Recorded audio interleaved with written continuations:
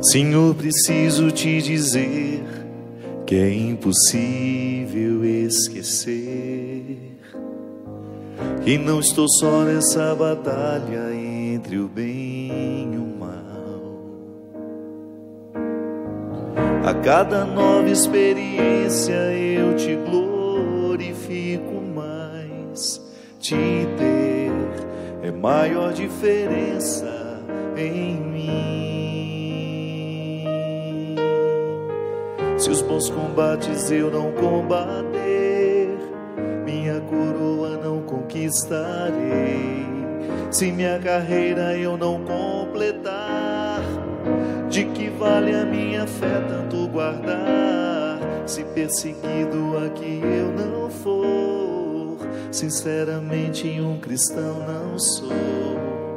A tua glória quero conhecer, viver a experiência de sobreviver.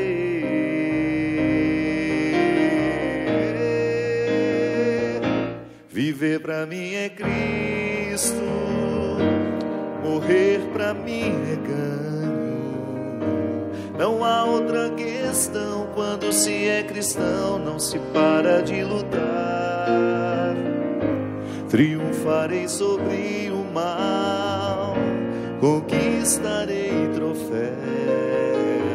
Não há outra questão, quando se é cristão não se para de lutar até chegar aos céus.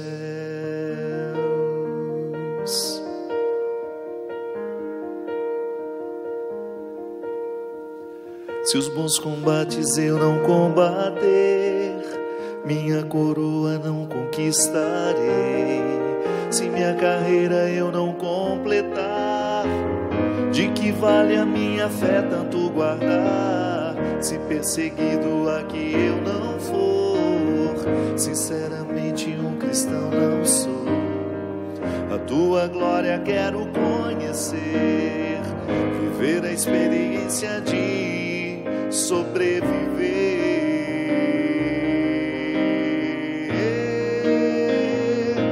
Viver pra mim é Cristo, morrer pra mim é ganho. Não há outra questão, quando se é cristão não se para de lutar.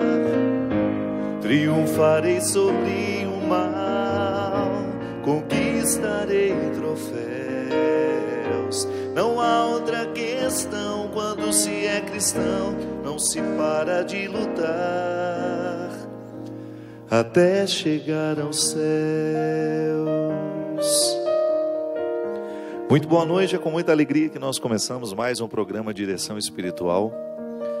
A gente sabe que a dinâmica da vida cristã, ela nos prepara a eternidade, mas ela também nos traz muitos benefícios históricos. Sim, a gente não vive a nossa fé somente pensando na eternidade, seria uma alienação, né? Todas as esperanças que nós alimentamos pela força da nossa fé é para nos ajudar a conquistar a qualidade da vida aqui também. Eu não posso acreditar num discurso religioso que me retire da possibilidade de desfrutar uma vida feliz aqui na terra. Mesmo porque a eternidade, ela não pode ser mensurada, ela não pode ser comparada a absolutamente nada. Eu tenho que fazer todo o meu empenho aqui para ser uma pessoa boa. E naturalmente, isso repercute na eternidade. É tão interessante a gente identificar, desde os primórdios do cristianismo, os primeiros movimentos dos homens e mulheres que compreenderam essa amarra do tempo presente com o tempo futuro. Quando falo tempo futuro, daquilo que será depois que nós morrermos. Que cada um pode pensar como quiser. Nós temos o referencial da teologia que nos ajuda a pensar a eternidade, mas é claro que sempre haverá uma percepção particular daquilo que eu considero como feliz, bonito e eterno. O que é bonito para mim pode não ser para você. O que pode ser satisfação para mim pode não ser para você. o céu, né? Nós temos o direito de imaginar esse céu de acordo com os nossos gostos. O que a gente não pode é perder a ligação deste céu com a vida que nós vivemos hoje.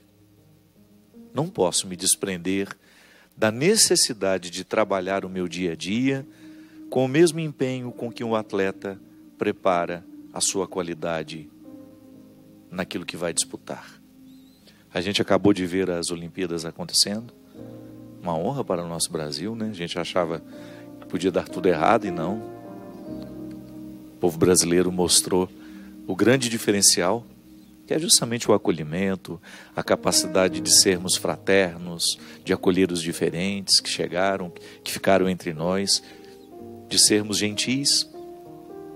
Mas o que foi interessante de ser percebido é que a diferença do medalha de ouro para o medalha de prata e para o medalha de bronze eram a distâncias mínimas. Com a diferença do Bolt, né? Que o Bolt, a diferença era imensa, né, Cristian? Boa noite, tudo bem? O Bolt chegava hoje, os concorrentes dele chegavam amanhã. Com exceção dessa grande, né, estrela do mundo do atletismo, que tem uma velocidade fantástica. Às vezes nós tínhamos ali 2 décimos na natação, então às vezes dava até dificuldade de saber quem foi que chegou primeiro. Os nossos meninos e meninas da ginástica, a ginástica artística, por décimos nós perdíamos o ouro, a prata ou o bronze. É assim. O empenho de um atleta é muito semelhante ao empenho de um cristão. O atleta precisa viver uma disciplina diariamente. Outro dia, um jogador dos nossos famosos, né, nós temos muitos, estava reivindicando o direito de ser uma pessoa normal, de ter uma vida social. É direito dele. Só que ele não pode se esquecer que ele é a estrela que é, porque ele se preserva de ter uma vida igual aos outros. A partir do momento que eu quero viver a minha vida igual aos outros, eu estou abrindo mão da diferença que eu posso ter, da excelência que eu posso chegar, se eu tiver uma disciplina diferente dos outros. Vamos falar logo o nome dele, o Neymar, né? Neymar, que é esse grande atleta. Eu entendo. Neymar vem reivindicando o direito de ser um jovem como os outros. Só que ele é o Neymar, ele não é igual aos outros. Entendo que na juventude dele ele tenha vontade de estar nas festas que os outros estão, só que ele não pode esquecer que ele é o Neymar, e que se ele quiser continuar sendo o Neymar, ele precisa ter um código de conduta diferente dos amigos dele. Faz parte da vida, são as nossas escolhas.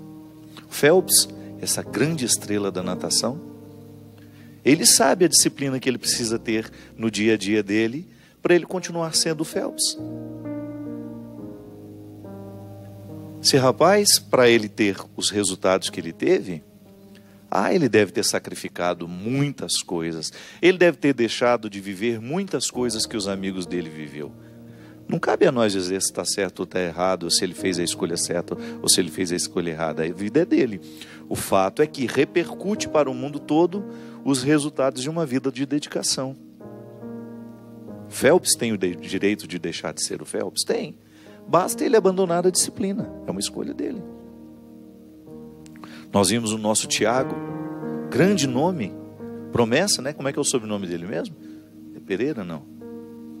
Que ficou fora, né, das Olimpíadas. Grande nome da natação, grande promessa. De repente, no momento que ele ia viver ali os momentos importantes da seleção que fazem, né, para poder as eliminatórias, né, ficou fora. O resultado ele não é por acaso. Ele nos ajuda a pensar.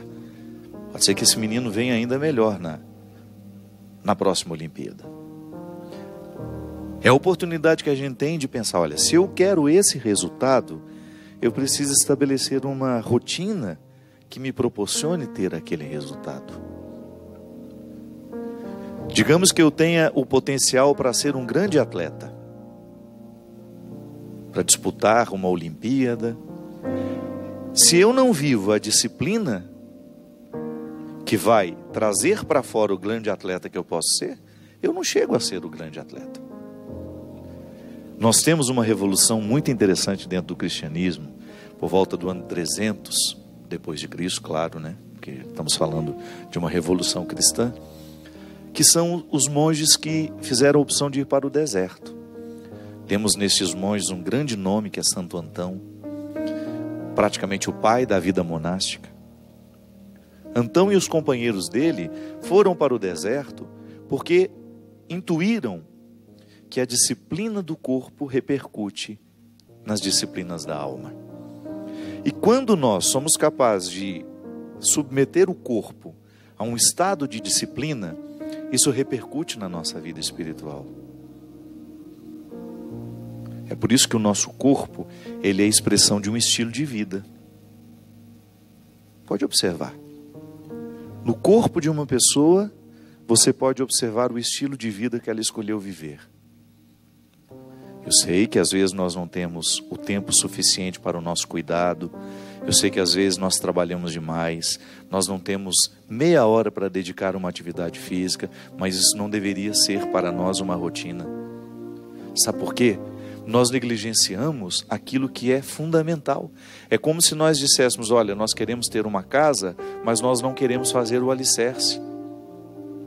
Como é que eu posso querer viver com qualidade se eu não dou ao meu corpo a meia hora de cuidados que ele precisa para ele jogar fora as toxinas que ele mesmo produz, que eu produzo quando dou o alimento para ele? Se eu não dou um jeito de ter uma disciplina, de desligar os meus aparelhos para ir dormir um pouco mais cedo, para aproveitar um pouco mais a noite de sono, tudo isso vai acumulando em mim.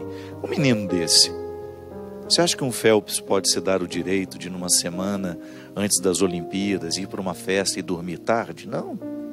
Isso repercute até na nossa atenção, na nossa capacidade de concentração. Uma noite mal dormida repercute. Imagina numa pessoa que precisa dos recursos máximos do seu corpo, da sua concentração. Se eu preciso fazer uma prova importante no outro dia, muito mais interessante que ficar estudando até tarde é eu dormir mais cedo para estar inteiro no outro dia. Antão descobriu isso, que indo para o deserto e submetendo o corpo às disciplinas. O que é a disciplina de Antão? Jejum. Conversando com o Dr. Vitor Sorrentino, que é um médico que me acompanha há muito tempo. Na verdade, eu tenho alguns médicos que me ajudam na minha vida, né? Eu tenho o Dr. Paulo Ragazzi lá em Petrópolis, que é uma pessoa maravilhosa, que já está me acompanhando há um tempo também. E o Dr. Vitor, que cuidou muito da minha parte nutricional, que mudou muito a minha vida, há mais ou menos 2 anos e meio.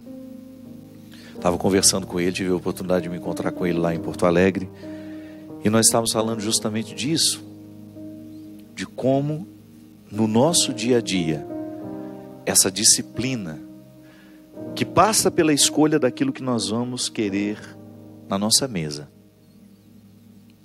é importante para a gente estar bem. Às vezes nós vamos ficando deprimidos por causa dos hábitos que não são saudáveis.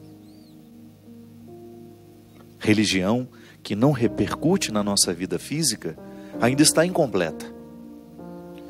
Uma religião que não nos motiva a ter a saúde do corpo ainda está incompleta. Eu não estou falando desse culto ao corpo que nós temos visto nos dias de hoje, com esse excesso de gente publicando receitas disso, receitas daquilo, foco, dinamismo, né? Tá todo mundo, a palavra foco nunca foi tão usada.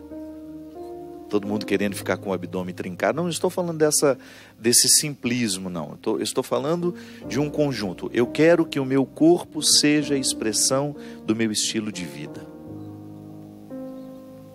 Se eu tenho excesso de peso, que está sendo fruto da minha negligência com a minha saúde, ou com a minha falta de disciplina, quando eu estou diante dos alimentos, eu preciso, por uma responsabilidade, ter coragem de dizer isso a mim mesmo. Padre Fábio, não está correto você comer tão mal. Não está correto em você fazer escolha por alimentos que não te nutrem. Outro dia mesmo, né? Eu com a Mônica é uma grande nutricionista, né? A Mônica é minha assessora principal. Outro dia ela falando para mim, come esse bolinho, não sei o que, papapá. E todo dia de manhã ela estava me oferecendo um bolinho bom. Eu falei para ela assim, Mônica, eu tenho uma consciência, eu posso estar errado, não sei, é a que eu tenho aplicado para mim nos últimos anos. Eu tenho consciência que quando eu me sento à mesa, a minha primeira preocupação não é comer, é me nutrir. Eu preciso ter saúde para viver a vida que eu vivo. Eu acabei de sair de 12 shows em 12 dias. Eu preciso ter paciência, eu preciso estar feliz, eu preciso ter disposição para cantar 2 horas em todos os lugares, no outro dia sair muito cedo, viajar. Então eu tenho que cuidar da minha saúde. Então eu tenho consciência que quando eu me sento à mesa, não é só para comer. Porque às vezes comer pode estar muito associado ao prazer. Sim, eu não abro mão de ter prazer na minha alimentação, mas isso não é a minha primeira preocupação. Se eu tiver que escolher entre um alimento saudável e menos gostoso, diante de um que é muito saboroso, mas não é nutritivo, você pode ter certeza que eu vou fazer a escolha pelo menos saboroso. Porque eu sei que eu preciso de nutrição. O meu corpo precisa, porque senão eu não tenho paciência, disposição de lidar com a vida que eu lido. Começar a tratar mal as pessoas, não posso. Eu tenho que estar bem para ir viver a minha missão. Diferente quando eu tenho o direito de ficar lá na minha casa, quieto, calado 2, 3 dias para poder repor as minhas energias. Mas se eu estou na estrada, se eu estou na missão, o povo precisa de mim como um padre. Então eu sei que para a minha disciplina da alma, eu preciso ter a disciplina lá nos hotéis por onde eu passo. E graças a Deus, ter a oportunidade de ver outras pessoas vivendo o mesmo. O meu cristianismo reflete na minha mesa. Conversando com o Maninho, né, e a Alessandra, a esposa dele, nesse tempo que nós ficamos juntos, o Maninho é médico, né, ele é ortopedista. E eu disse para ele, Maninho, você se alimenta muito mal. Não pode ser assim. E ele está preocupado, está numa fase de se cuidar, mas às vezes só o cuidado de ir para fazer uma atividade física não é o suficiente, tem que mudar os hábitos. E foi nesse momento que a gente conversou e falou assim, e o que é interessante é que quando o casal muda o hábito alimentar, a vida das crianças fica mais saudável. Isso é religião, minha gente. Trazer saúde para dentro de casa. Então, quando foi viver a experiência no deserto, ele foi para mudar de vida. Uma oração que repercutia no corpo, nas prioridades, né? O atleta que quer ser medalha de ouro, ele não pode brincar com a alimentação dele, ele não pode brincar com o sono dele, o descanso, que é importantíssimo, e não pode brincar com o treino. São 3 coisas que fazem parte da vida de um atleta: a disciplina da alimentação, do descanso e do treinamento. Aí nós queremos ser cristãos sem essa disciplina.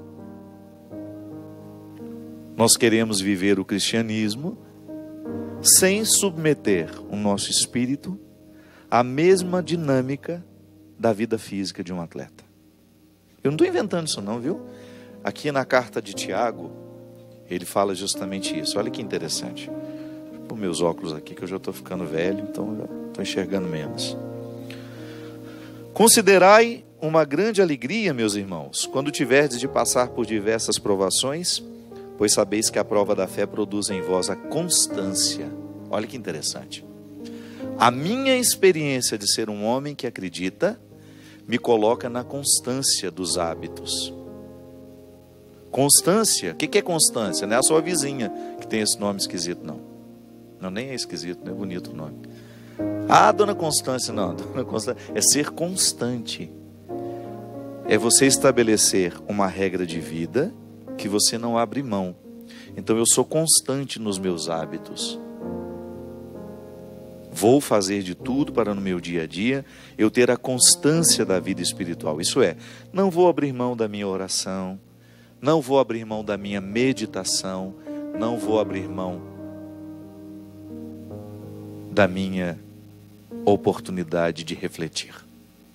Para mim a vida de oração, ela passa por esses pilares. A espiritualidade, né? Ela passa pela oração, pela reflexão e pelo exercício que nós podemos chamar de relaxamento, de concentração. Aí você dá o nome que você quiser. Você ficar pelo menos um tempo recrutando a sua capacidade de se concentrar. Constância. Ora, a constância deve levar a uma obra perfeita, que vos torneis perfeitos e íntegros, sem falta ou deficiência alguma. Aqui, falando de estilo de vida. Não posso ter deficiência. Claro, deficientes todos nós somos, né? Nós nunca seremos perfeitos. Mas eu preciso viver uma vida cristã que me coloque cada vez mais no equilíbrio das minhas realidades humanas e espirituais, térreas e espirituais. Por isso que quando eu digo que no meu corpo a minha fé também está expressa, eu estou falando justamente dessa vida integral. Não estou falando de uma espiritualidade que não me ajuda a mexer nos meus hábitos, porque senão, como é que eu vou dar testemunho dessa vida de Cristo em mim, se eu não sou capaz de disciplinar a minha alimentação, gente? Eu não posso falar de vida cristã sem falar de renúncias diárias. Nós que vivemos em comunidade, não é assim que funciona? Para você dar certo com um amigo que dorme do seu lado? Meu Deus, no meu tempo de seminário, no meu tempo de vida religiosa, nós precisávamos enfrentar os nossos demônios diariamente, os demônios da convivência. Sem renúncia, nós nunca somos comunidades. Podemos até viver juntos, mas não somos comunidade. Sem renúncia, nós podemos até viver dentro da mesma casa, mas nunca seremos família. Família é o resultado de uma convivência de pessoas que aprenderam a renunciar. Sim, de nós fazermos o esforço da convivência. Então eu sei que o sofá não é inteiro meu, eu sei que o controle remoto da televisão não é só meu. Eu vou viver ao lado daquelas pessoas essa renúncia diária. Aí também, quando eu for sentar à mesa, eu preciso olhar bem o alimento que me nutre e o alimento que me dá só satisfação. Um alimento vazio, né? Quantas vezes eu já preguei sobre isso? Alimentos vazios que não têm nenhum poder de nutrição. Viram açúcar 5 minutos depois de ingeridos. Pães, né? Esse tanto de pão que a gente come, esse tanto de farinha, esse tanto de produtos que industrializados. A gente tem a opção de substituir, mas a gente não substitui. Porque a gente não quer mudar no nosso hábito. Nós não queremos renunciar. Eu sei que me faz mal, igual o cigarro. Uma alimentação ruim, ela nos intoxica da mesma forma como os outros vícios nos intoxicam. De outra forma, em outras instâncias, mas intoxica. Por que nós estamos morrendo tão mais cedo? Tanto câncer. Claro, a ciência diz que 30% dos cânceres, né, acho que essa é a porcentagem que eles dizem, são de origem genética. Já nascemos com a predisposição. Os outros 70% são hábitos. Hábitos alimentares, hábitos de vida, que não são saudáveis. Da mesma maneira como um atleta pode perder o dinamismo de tudo aquilo que poderia ser, porque não vive a disciplina que o seu esporte lhe pede. Morre antes da hora. Perde todas as possibilidades porque se perdeu de si mesmo. Aí eu perco as outras possibilidades. Se a alguém de vós falta sabedoria, peça a Deus, que a concede generosamente a todos sem impor condições, e ela lhe será dada.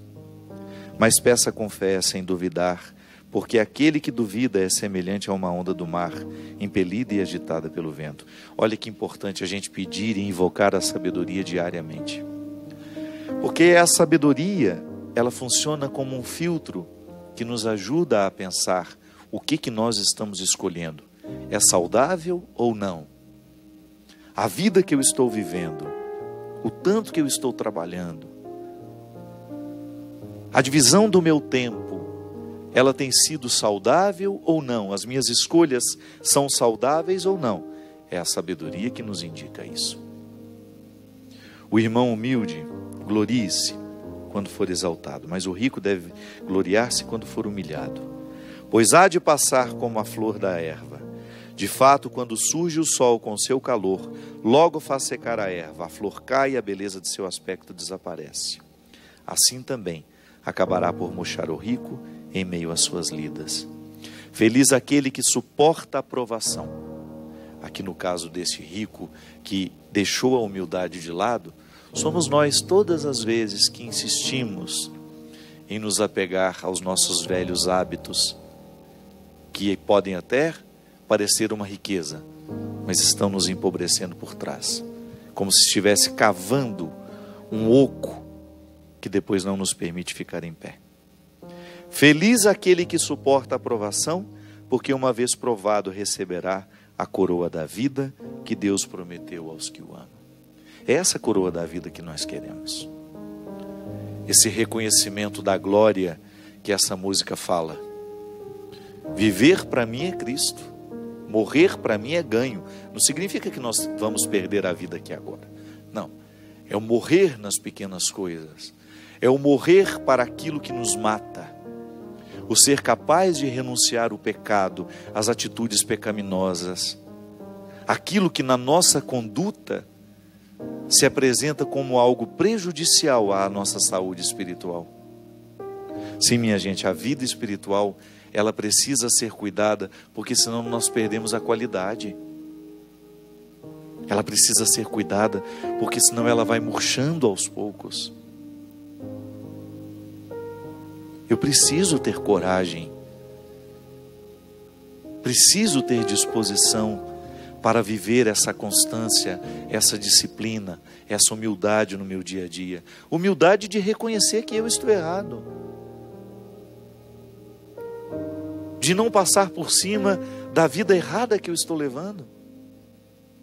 Das escolhas infelizes que eu tenho feito, prejudicando a minha saúde física, que repercute na minha saúde espiritual. Eu acho interessante porque na filosofia nós temos recursos que falam disso sem recorrer ao discurso religioso. Aristóteles falava da necessidade que o homem tem de conquistar virtudes para que ele saia do fosso das misérias humanas. A gente só vence uma miséria humana quando a gente se empenha na conquista de uma virtude. Da mesma maneira como o atleta só é capaz de superar um limite que lhe é próprio depois que ele treina, até chegar ao máximo de suas capacidades. E ali, quem sabe chegando ao máximo de suas capacidades, ele esteja pronto para receber a medalha de ouro tão desejada. Objetivo de todo atleta olímpico. A nossa medalha é outra, é a satisfação. Nada pode ser mais dourado em nós do que isso. A gente está feliz com a vida que nós estamos vivendo. Você chegar ao final do dia e poder dizer: hoje eu me alimentei moderadamente, eu me nutri, eu fiz a opção por uma alimentação saudável, eu fiz a opção por pensamentos saudáveis, eu me nutri de pensamentos bons, eu evitei fofocas, eu evitei comentários depreciativos, eu não alimentei o mesquinho, o diabólico que tem prevalecido no mundo. Em mim, Deus encontrou espaço para semear o seu reino. Crescemos como pessoas, estamos mais saudáveis ao final de um dia. É isso que eu espero, que a gente possa conquistar a medalha da satisfação, essa medalha de ouro que nos faz ficar tão felizes sendo quem a gente é. Nós vamos para um rápido intervalo e a gente volta já já com o programa Direção Espiritual. Olá, estamos de volta com o programa Direção Espiritual. Muito obrigado, você que nos acompanha, você que está ligado aqui no Sistema Canção Nova de Comunicação, que já faz parte dessa história, que já participa conosco há tanto tempo, também nos divulgando e ajudando essa obra a manter-se no ar. Canção Nova não tem espaço comercial, como você já pode ter observado, você que tem conhecido a Canção Nova recentemente, e você que já nos acompanha há muito tempo, ela funciona, ela sobrevive dos produtos que são vendidos aqui e também das doações. Se você quiser tornar um sócio, colaborador, os telefones estão aparecendo aí na tela, ligue, fale com a pessoa que vai lhe atender. Aqui tem atendimento 24 horas, inclusive se você está angustiado, precisando de uma palavra, temos também aqui pessoas sempre dispostas a fazerem esse atendimento. Às vezes uma palavra faz a diferença na vida da gente, né? Uma palavra que nos aconselha, que ilumina o nosso caminho, a nossa mente. Muitos dos nossos sofrimentos são nutridos porque estamos pensando errado. O nosso pensamento ele vai ficando viciado, né? A gente sempre observa as coisas pelo mesmo ponto de vista. E o sofrimento nunca vai embora por causa disso. O sofrimento só é curado no momento em que a gente cura a maneira como nós pensamos. Foi isso que Jesus fez com muita gente. Curava a maneira como a pessoa pensava. Curava a maneira como a pessoa se interpretava. Como a pessoa interpretava a outra. Aí você tinha uma natural libertação. Nós muitas vezes sofremos porque estamos oprimidos pelo pensamento errado. Às vezes nós escutamos uma palavra amaldiçoada, como eu gosto de dizer, né? O que é uma palavra maldita? É aquela que não está comprometida com a nossa felicidade. É aquela que foi fruto de uma ira, de uma raiva, de uma inveja. O tempo todo nós estamos aí. Ou a gente lê a palavra, ou ela nos chega porque alguém nos diz pessoalmente, ou através de um telefonema, de uma mensagem. Nós somos facilmente feridos pelas palavras. Mas a gente precisa metabolizá-la. A gente precisa deixar o tempo dela ali e expulsá-la. Um desaforo não pode durar mais de 10 minutos, não. Precisamos jogar ele fora. Primeiro porque a gente não merece, né? Ficar alimentando desaforo dentro de nós. E quando nós identificamos que a palavra que nos feriu está colocada de maneira amorosa, ela vai fomentar transformações interiores. Aí a gente cresce. Mas a gente não pode ficar amargurado com palavras que foram malditas. Então, às vezes o que a gente precisa é ouvir alguém nos ajudando a expulsar a palavra que está nos adoecendo.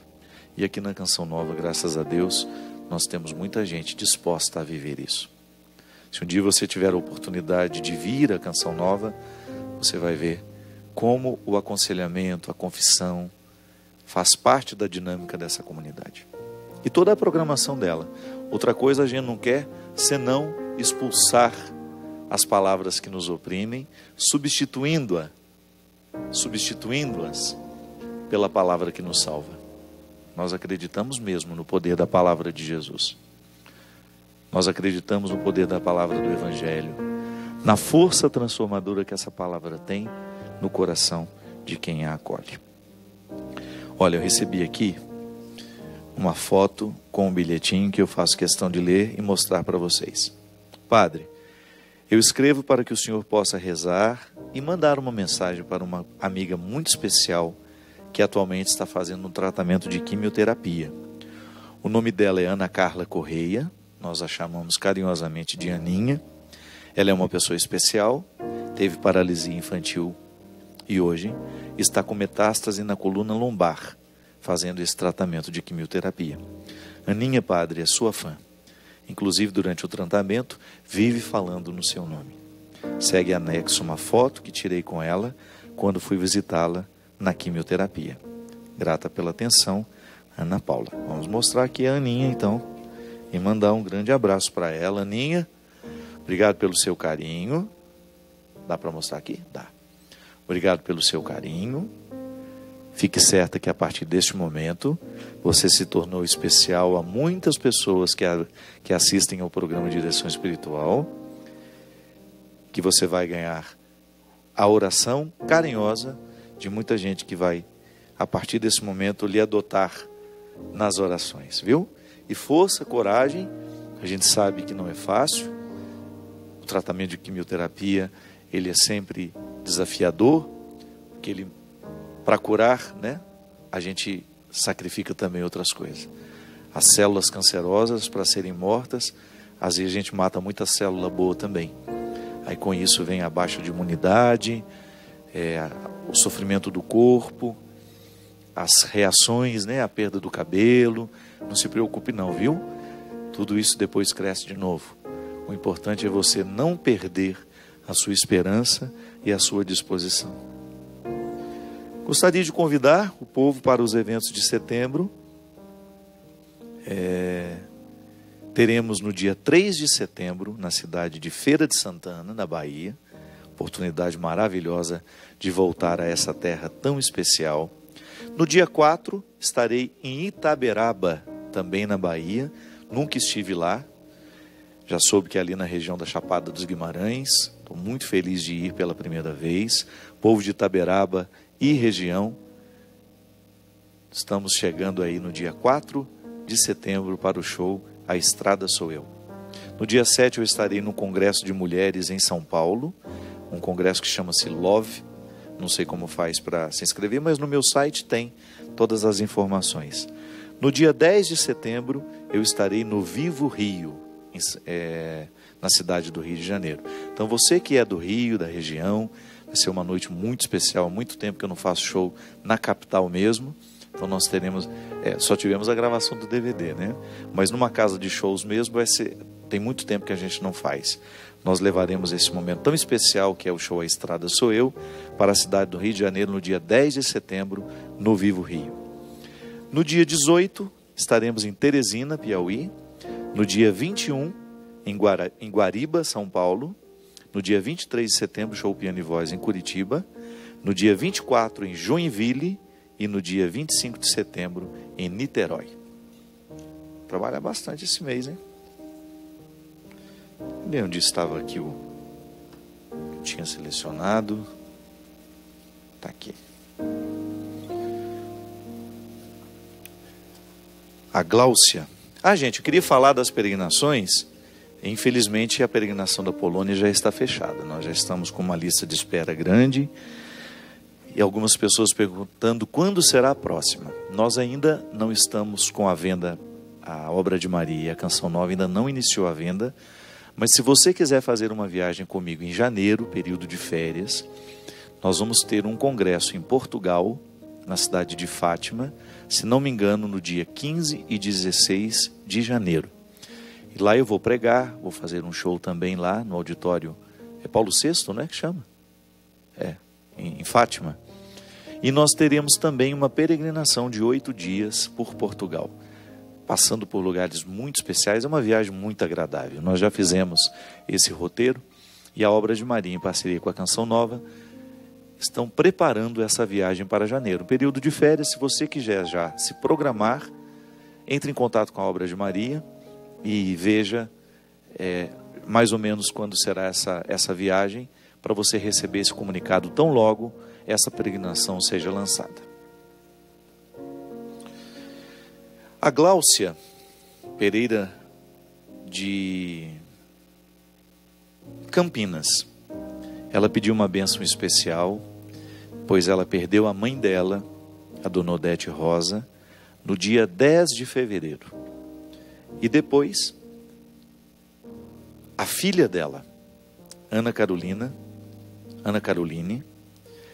faleceu de repente aos 20 anos, 2 meses depois. Imaginou que tristeza, gente? Você precisando organizar o luto, né, de ter perdido a mãe, logo em seguida você passa pela experiência de sepultar a filha. Gláucia, nós estamos unidos a você, minha filha. O que a gente pede é que neste momento não lhe falte sabedoria, porque o sofrimento é inevitável. Não tem como a gente dizer não vamos sofrer. Mas à medida em que a gente vai colocando sabedoria na dinâmica da nossa vida, o sofrimento ele vai se tornando pedagógico em nós. A gente começa a aprender com ele. E até para enfrentar o sofrimento a gente precisa dessa disciplina diária. Até mesmo uma certa paciência, né? Sem a paciência, sem entender que o processo é um dia de cada vez, a gente não consegue superar. O luto, ele é um processo humano, inevitável, que Deus não pode tirar de nós. É sempre desafiador a gente pensar nisso, né? Porque às vezes a gente tem uma visão muito ingênua de que Deus vai nos privar do sofrimento. Eu acho que é igual o corte. Depois que a gente é cortado, a carne precisa viver o processo da cicatrização. Deus não tem como. É difícil ficar dizendo isso, né? Deus não tem, parece que nós estamos colocando limite à sua ação. É que nós, enquanto criaturas, nós vivemos um processo que precisa ser respeitado. Deus não invade as nossas regras. Deus não quebra as nossas regras. Então, se eu corto a mão, viverei o processo da cicatrização. Acreditar em Deus não retira de mim, claro, o direito de pedir a Ele que me ajude a viver o processo da cicatrização. Mas Deus não vai cicatrizar por mim o que eu preciso cicatrizar. Então é nessa hora que nós precisamos buscar também recursos humanos, pessoas que nos amam, mesmo porque essa ação sobrenatural de Deus em nós, ela passa também pelas situações naturais. E Gláucia, esse momento de sofrimento tão agudo, ele carece de ser vivido em boa companhia. É por isso que os grupos de terapia são tão saudáveis na vida de pessoas que precisam superar tragédias. Vejo muito isso pelo Brasil afora. Grupo de mães que perderam filhos, que geralmente nascem de iniciativas assim, né? Na tentativa de administrar uma dor, eu me junto àquele que está tentando fazer a mesma coisa. Os iguais se aproximam. A dor em comum é o ponto de partida e o ponto de chegada daquele encontro. E é tão interessante quando nós identificamos que esses grupos, eles vão sendo alimentados, eles vão sendo nutridos pela própria vontade de superar. Eu quero superar a minha dor, sinto que a dinâmica terapêutica me ajudou a dar passos na direção dessa superação, então eu quero que a outra pessoa viva o mesmo que eu consegui viver. Está me fazendo bem, quero que lhe faça também. Sei exatamente o que você está passando agora, os primeiros meses são assim mesmo, diz aquela que já está há 3 anos de sua tragédia. O primeiro mês, o segundo é assim mesmo. Ela já conhece o processo, porque ele é normativo. O que é processo normativo? Que acontece dentro de uma norma, é para todos. Eu não tenho como sepultar o meu pai hoje e amanhã estar trabalhando como se nada tivesse acontecido. A não ser que eu não tivesse nenhuma ligação com ele. Mas o luto, a organização do luto, é processual. Tem a fase da negação. Não é possível que isso aconteceu. E ficamos um tempo, alimentando essa negação. Até o momento em que a alma cansada se rende e aconteceu. Aí vem a revolta. Revolta-se contra Deus, contra todos. Depois, o tempo, esse pedagogo, se encarrega de soprar um vento que vai retirando um pouco a poeira da mágoa, do ressentimento. A dor vai ficando mais suportável. A gente começa a unir uma peça à outra e a gente percebe que não foi Deus que matou o nosso filho, que a vida é assim mesmo, as tragédias acontecem, mesmo quando Deus não quer que aconteça, porque muitas vezes nós somos negligentes na parte que nos cabe do milagre da vida. Eu sempre dou esse exemplo, Minha irmã foi morta num acidente de ônibus, o ônibus tombou, um objeto pesado que não deveria estar sendo transportado no bagageiro caiu em cima dela, perfurou-lhe o peito e matou na hora. Eu vou dizer que isso foi vontade de Deus, só para me entorpecer um pouquinho? Não. A gente pode morrer antes da hora, sim. É só a gente descuidar. É só a gente não fazer a parte do milagre que nos cabe. Foi uma negligência humana. Você acha que Deus iria projetar a minha irmã, uma mulher tão bonita, tão cheia de sonhos, tão cheia de futuro, para morrer de maneira tão trágica? Posso estar errado, mas na minha compreensão, Deus nos projeta para que a gente morra velhinhos na cama, depois de ter vivido uma vida muito boa, feliz. Se eu, que sou marcado pelo pecado, jamais iria querer dar um destino deste ao meu filho, vou criar esse filho aqui porque eu quero que ele morra de acidente. Não. Você tem o direito de ter as suas compreensões, de ter feito uma leitura daquela passagem que diz lá que nenhum cabelo da nossa cabeça cai sem a permissão de Deus. Você pode ter a sua... Eu lhe respeito. Mas com toda sinceridade, toda vez que eu estou diante de uma interpretação que coloca Deus como cruel, eu me nego a acreditar. Eu me nego a acreditar que a Escritura queira dizer isso mesmo. Eu quero ter cada vez mais a iluminação do Espírito Santo para caminhar na compreensão de um Deus amoroso, que é o que Jesus me revela. Então, um Deus que fica justificando as tragédias do mundo, não. Então, mas num primeiro momento nós temos às vezes necessidade de acreditar que foi assim, porque foi vontade de Deus. Talvez por uma imaturidade espiritual, uma imaturidade humana. Mas depois, com o tempo, é tão bom a gente ficar livre disso. A gente sentir que Deus não é culpado, a gente alforriá-lo das tragédias, porque às vezes este é um comportamento que gera o ateísmo. Se eu acredito num Deus que é pior do que eu, e fico tentando ensinar isso aos outros, isso não passa pelo filtro da inteligência do outro, ele recusa inconscientemente o Deus que eu apresento, sabe? Porque às vezes acontece isso, né? Eu tenho que abrir mão da minha inteligência para acreditar em Deus? Não. Eu quero crer com muita consciência. Eu quero crer com todos os meus recursos aguçados. Essa história de que Deus mata a gente no trânsito, porque chegou a nossa hora, eu não consigo entender.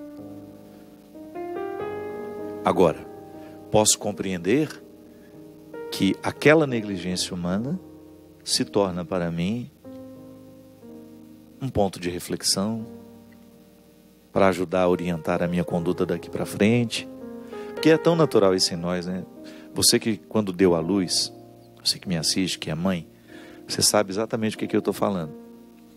Você olha para o seu filho, você consegue em alguma hipótese do seu amor, querer um futuro trágico para ele? Não. Mas por que a gente pensa isso de Deus, então? Quem nos desvirtuou para que nós tivéssemos a coragem de atribuir uma monstruosidade dessa a Deus?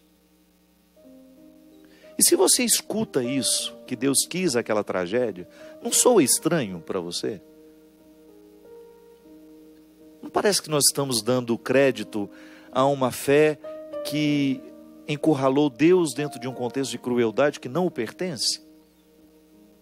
Como é que a gente vai deparar isso com essa história que o Evangelho nos apresenta o tempo todo, Deus querendo a vida? Se escolhes, né? Em Êxodo já tem essa passagem que depois é trazida de outra forma no Novo Testamento. Diante de ti ponho a vida e ponho a morte, mas tens que saber escolher. Se escolhes matar, também morrerás. Se deixas viver, também viverás. Então vive e deixa viver. É o conselho da Sagrada Escritura. Vamos optar pela vida. Mas então vamos libertar Deus dessas cadeias cruéis que nós o colocamos. Não há necessidade disso. Eu, quando não sei o que falar, eu fico calado. Falar idiotices em nome de Deus? Quantas vezes eu precisei estar nos velórios de mães sepultando seus filhos? Eu não tenho coragem de abrir a boca para poder qualquer coisa, para dizer qualquer coisa que venha entorpecer ou fazer uma propaganda negativa de Deus naquela hora. É melhor a gente dizer, é mistério. Não sabemos compreender. Estamos sofridos e pedimos a Deus que neste momento nos ajude a sofrer. É isso, Glaucio.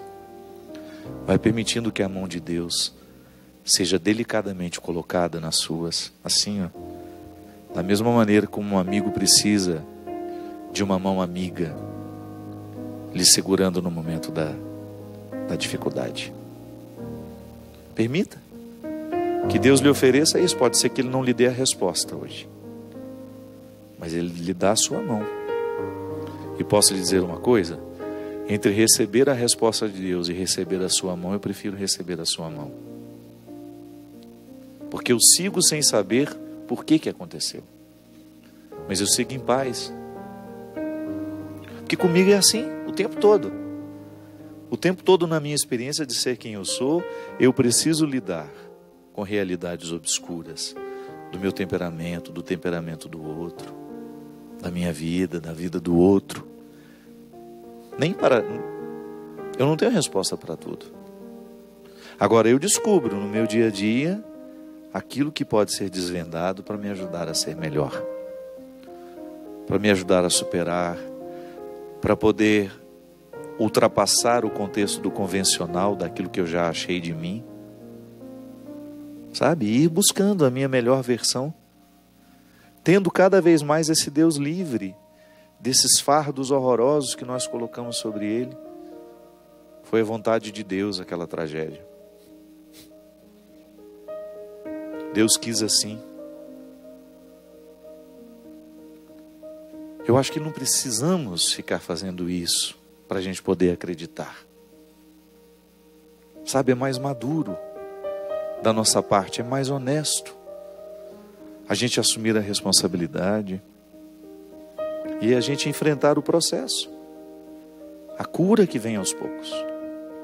A alma está ferida, está sentindo que está incômodo. Preste atenção naquilo que lhe incomoda, preste atenção naquilo que está ferido. Crie ritual de cura.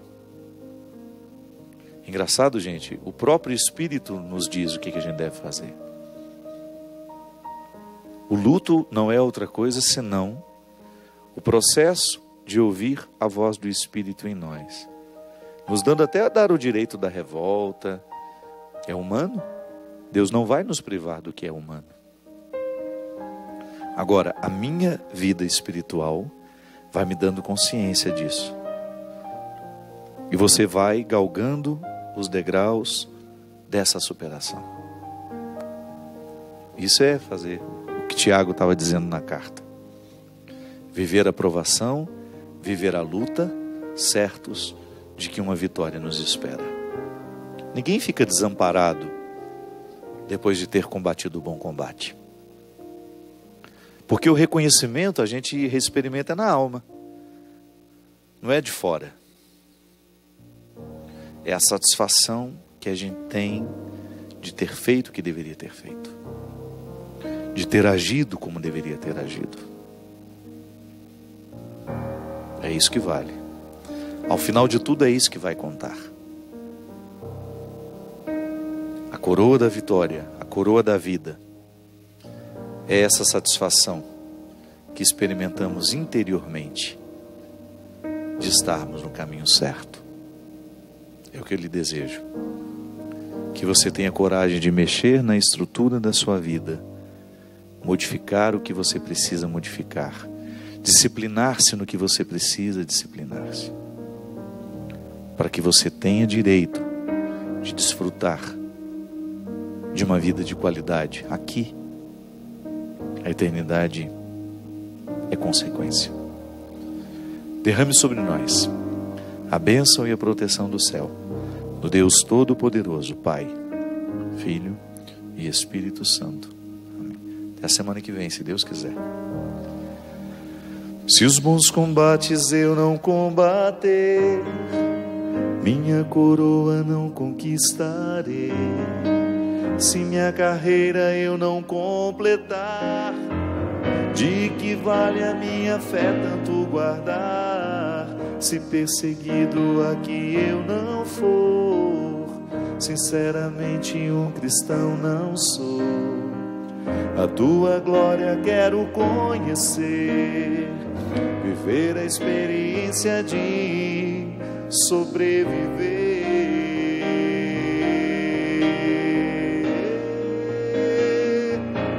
Viver pra mim é Cristo, morrer pra mim é ganho. Não há outra questão, quando se é cristão não se para de lutar. triunfarei sobre o mal, conquistarei troféus. Não há outra questão quando se é cristão, não se para de lutar até chegar ao céu.